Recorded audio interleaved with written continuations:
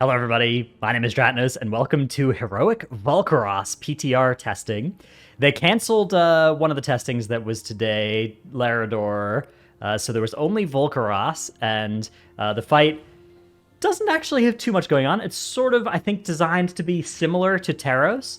The boss does this Serpent's Fury, which is blast the raid for a bunch of damage, puts out these debuffs on players, and these debuffs are large circles around them that deal small damage, and then they shrink to become small circles around them that deal large damage to anybody who's hit. So you can see that happening on people. I guess not particularly good view here. Kind of was hard to see what was going on much with this fight. It felt like I wanted to zoom out more, but I couldn't.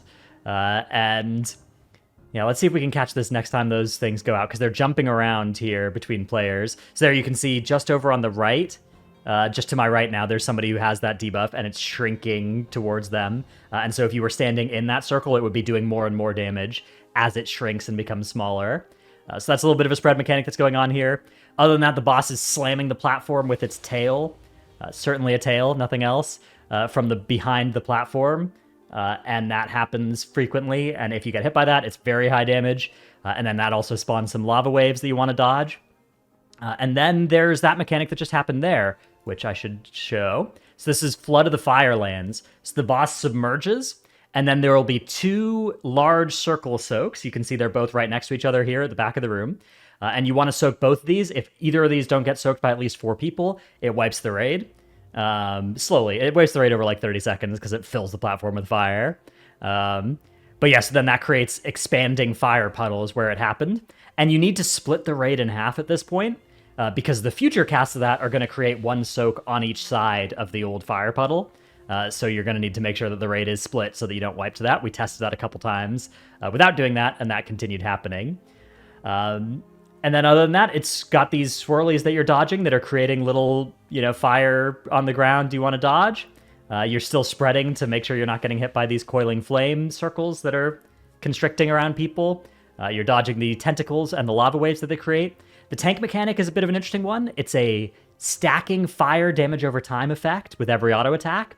And then from time to time, the boss will cast Cataclysm Jaws, which deals a bunch of physical damage that is increased by 50% for each stack of the tank debuff the person has.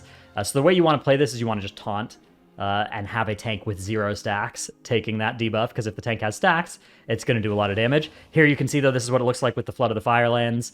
If you don't split the raid, then the one on the other side is just going to go unsoaked and is going to wipe you. So you need to split the raid.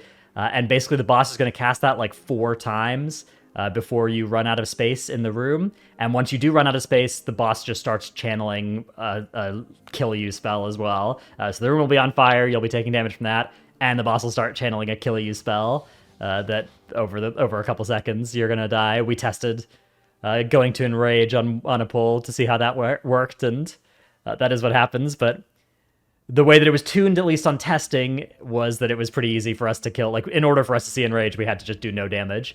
And in this pull, we ended up killing it well before we reached the end of our room in the arena. I wouldn't be too concerned about that sort of number thing with a fight like this, because, the numbers being off on PTR testing is whatever, right? That doesn't really matter.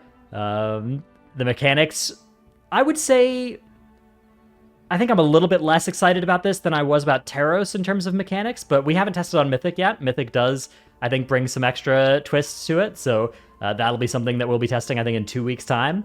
But that was all there was to this heroic fight. This fight didn't have too much going on, but definitely has some potential to be a pretty fun one if it is tuned well.